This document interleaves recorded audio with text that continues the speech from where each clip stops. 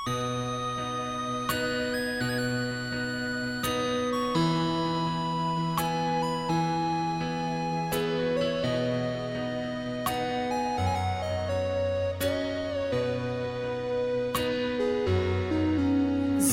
mga hem tia tu chan hin ka ge hai thei nai bua yat man lo a tha phong khu sin la chan mai hi bo malam ki ne la ka nei te on ka ge mang nai lo wa dong kam kha xiên xa lẽ anh nu xia lâu amo phòng này chân chân giang đi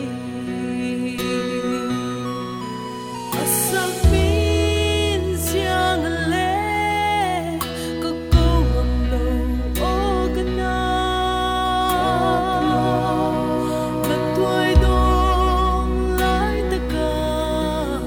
sắc loang thình bằng buộc mấy đinh ngô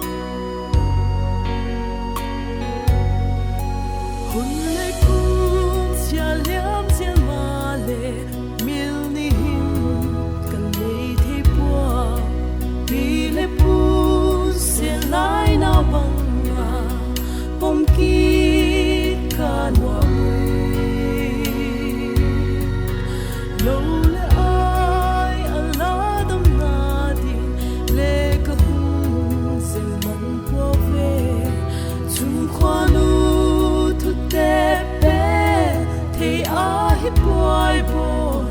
lâu tha lâu dễ sắc mi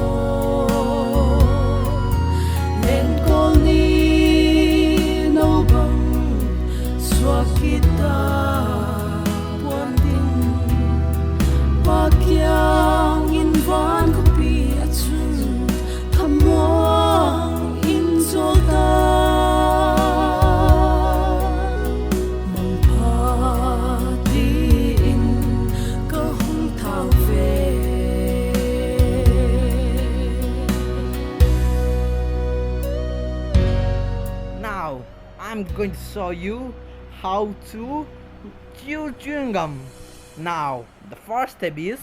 you open, give me the chewing gum like this with your mouth, like this.